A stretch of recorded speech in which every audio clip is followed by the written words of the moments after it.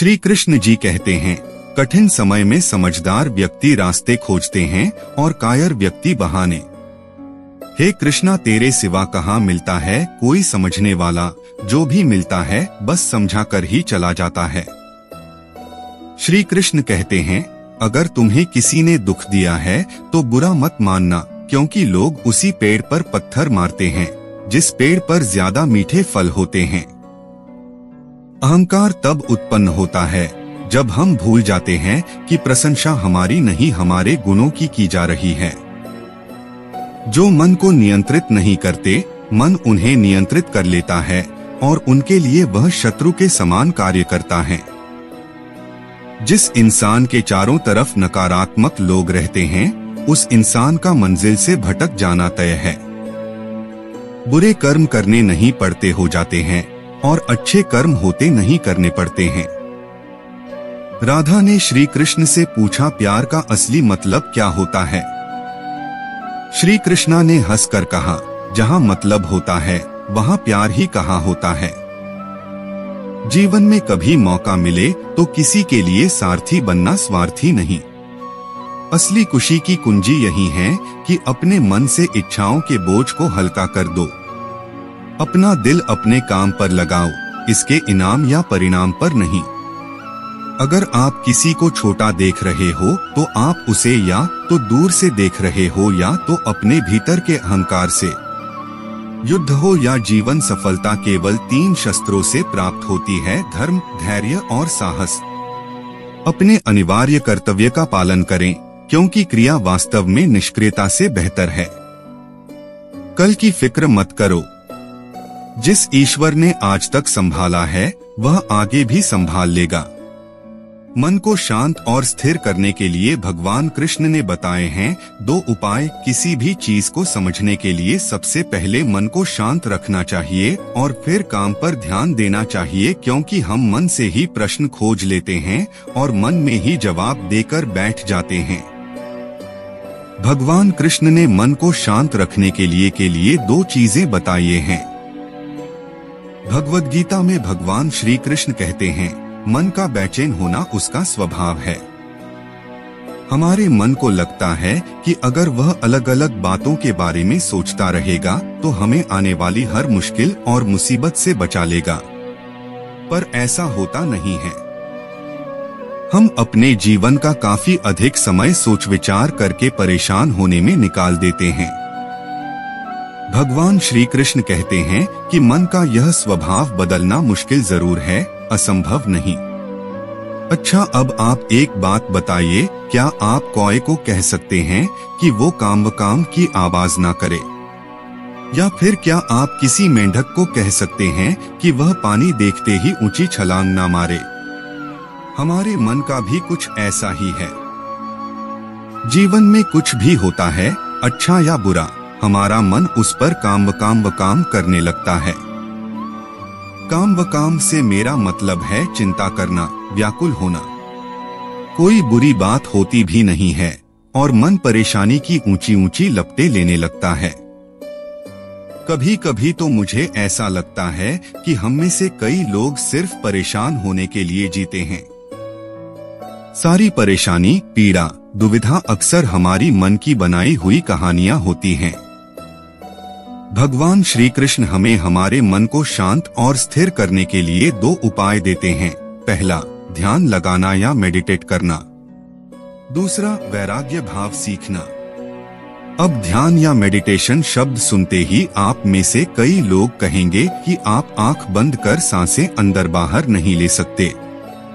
यहाँ हम सब गलती कर बैठते हैं। मेडिटेशन या ध्यान का मतलब सिर्फ आंख बंद कर बैठना नहीं होता। मेडिटेशन का मतलब होता है अपना पूरा ध्यान किसी चीज पर लगाना और उसे हटने नहीं देना। अगर आप रोटी बना रहे हैं तो सिर्फ उस बात पर ध्यान दीजिए। अगर आप पिक्चर देख रहे हैं तो अपना पूरा ध्यान पिक्चर पर लगाएं। यह मत सोचिए कि पिक्चर देखकर आप अपना कितना वक्त बर्बाद कर रहे हैं। जब आप जीवन के हर छोटे बड़े काम को पूरे ध्यान से करते हैं तो आपका जीवन ही एक मेडिटेशन बन जाता है। ऐसे जीवन में शांति, स्थिरता, साहस और सफलता का होना अनिवार्य है। वैराग्य भाव दूसरा उपाय। वैराग्य का अर्थ यह नहीं कि आप सब कुछ छोड़कर जंगल में जाकर बैठ जाएं। वैराग्य का सच्चा अर्थ है कि आप जो काम कर रहे हैं उसका क्या नतीजा या रिजल्ट निकलेगा उसकी चिंता ना करें। जैसे अगर आपने कोई इंटरव्यू दिया, आप यह कर सकते हैं कि पूरे मन से तैयारी करें और अपना बेस्ट देकर आ जाएं।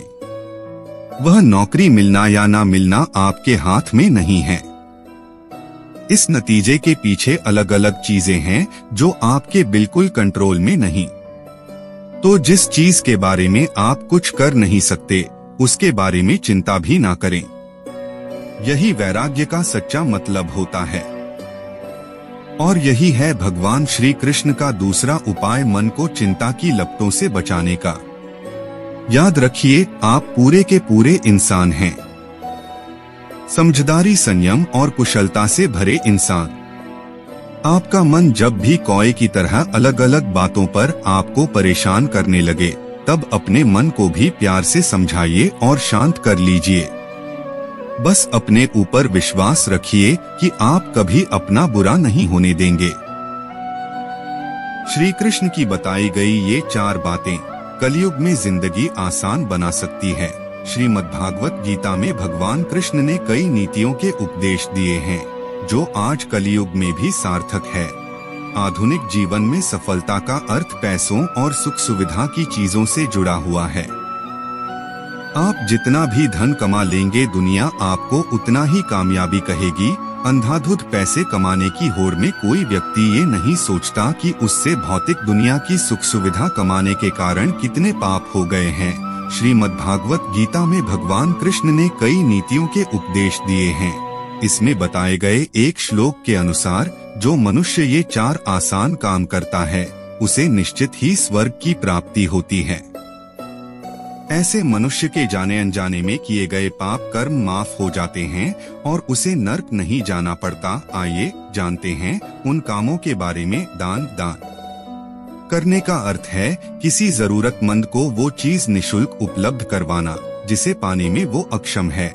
दान करने से पहले या बाद किसी को भी दान के बारे में नहीं बताना चाहिए। दान को हमेशा गुप्त ही रखना चाहिए। आत्म संयम। कई बार ऐसा होता है कि हमारा मन और दिमाग दोनों विपरीत दिशा में चलते हैं और हम अधर्म कर बैठते हैं। गीता में दिए गए ज्ञान के अनुसार मन को वश में कर लेने से व्यक्ति द्वारा किसी पाप को करने की संभावना रहती है। सत्य बोलना। कलयुग में सत्य और असत्य का पता लगाना मुश्किल हो गया है। किसी भी व्यक्ति की बात को सुनने मात्र से ये नहीं कहा जा सकता कि वो झूठ बोल रहा है या सच। अगर आपने भूतकाल में कोई गलत काम किया है तो आप शेष बचे जीवन में हमेशा सत्य बोलकर पापों का प्रायश्चित कर सकते हैं। ध्यान या जप। आधुनिक युग में ऐसे लोग बहुत कम बचे हैं जो रोजाना ध्यान करते हो। पूजा पाठ भगवान को प्रसन्न करने के लिए नहीं बल्कि स्वयं का स्वयं से मिलन करवाने के लिए की जाती है। आत्म ध्यान करके हम आत्म साक्षात्कार कर सकते हैं। नियमित रूप से स्वच्छ मन से जप या ध्यान करने से भूल से हुई गलतियों से पाया जा सकता है। कृष्ण को लोग भगवान से ज्यादा आम इंसान मानते हैं क्योंकि उन्होंने जीवन की परेशानियों को भलीभांति महसूस किया है। इसी वजह से श्री कृष्ण की सिखाई गई बातें युवाओं के लिए इस युग में भी काफी महत्वपूर्ण हैं। भगवान विष्णु ने इस धरती पर कई अवतार लिए। इनके हर अवतार की अपनी खासियत और अपनी महिमा है। लेकिन अगर सबसे मोहक और सबसे ज्यादा लोकप्रिय अवतार की बात करें तो वह है भगवान श्री कृष्ण। कृष्ण को लोग भगवान से ज्यादा आम इंसान मानते हैं क्योंकि उन्होंने जीवन की परेशानियों को भली भांति महसूस किया है। इसी वजह से श्री कृष्ण की सिखाई गई बातें युवाओं के लिए इस युग में भी काफी महत्वपूर्ण हैं। ये हैं वो बातें जो युवा उद्यमी भगवान कृष्ण से सीखकर अपने जीवन और बिजनेस को सफल बना सकते हैं। हम सभी ने सुदामा और कृष्ण की दोस्ती की कहानी तो सुनी ही है। कृष्ण के जैसा सच्चा साथी शायद ही आज के युग में मिले। लेकिन यदि उद्यमी एक सच्चा साथी और सच्चा दोस्त ढूंढ ले तो इससे उनको बिजनेस करने में आसानी होगी और दोस्तों से कई चीजों में मदद भी मिलेगी। लेकिन यह तब मुमकिन है जब वह खुद अच्छे दोस्त की भूमिका निभाए। दोस्त वही अच्छे होते हैं जो कठिन से कठिन परिस्थिति में आपका साथ देते हैं। जरूरी गुणों पर महारत हासिल करना। कृष्ण एक शिक्षक, एक कलाकार, एक योद्धा, एक उपदेशक, ज्ञान का महासागर, एक शिक्षार्थी और एक सच्चे प्रेमी थे। इसीलिए उन्हें सभी गुणों का महारथी भी कहा जाता है। सफल उद्यमी बनने के लिए आपको भी कई गुणों में मास्टर होना जरूरी है, क्योंकि आप एक साथ कई भूमिकाओं में हो सकते हैं और छोटे से बड़े हर तरह के काम पर ध्यान देना पड़ सकता है। श्री कृष्ण का जीवन आम लोगों की जिंदगी से काफी मिलता है। उन्होंने अपना बचपन गोकुल गांव की गलियों में बड़ी सहजता से बिताया। वहां से बाद में उन्हें किंगशिप मिली। हालांकि उसके बाद भी उनमें तिल मात्र भी अहंकार नहीं था। ऐसा ही एक युवा उद्यमी को होना चाहिए। अपने कारोबार से अच्छा पैसा कमाने के बाद उसमें घमंड नहीं आना चाहिए।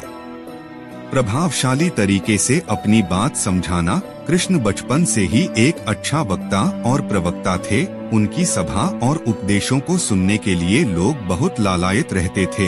ऐसे ही गुण उद्यमी में होने चाहिए। उन्हें अपने मैसेज और सोच को दूसरों के सामने अच्छे से व्यक्त करना सीखना चाहिए।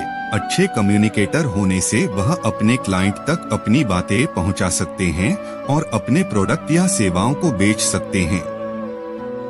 कर्म में विश्वास करना। कर्मण्येवाधिकारस्ते मा फलेषु कदाचन माँ कर्मफल हेतुर्भु मानते संगोस्त्व कर्मणि।